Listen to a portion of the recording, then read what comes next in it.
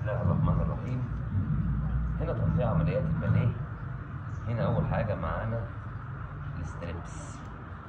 الستريبس الصوابع المشوي يتشوى أو الشاورما، عمل كده تتحط في التتبيلة. دي حاجة طبعا ملهاش أي حاجة. هنا لو زبون مثلا عندي عايز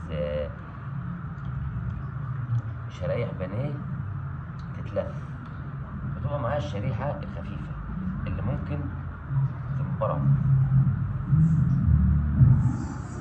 بتبقى كده ماشي. ولو عايز يعملوا فتحة بوك للحشو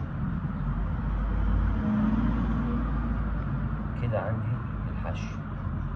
ولو عايز افتح البانيه كده فراشة،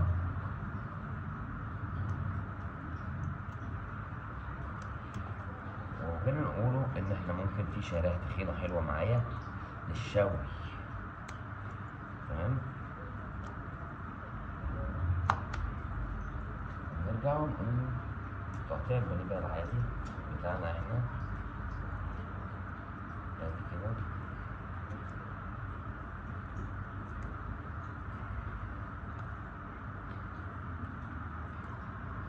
لو قلنا والله يا استاذ المستحد، قول لي يا استاذ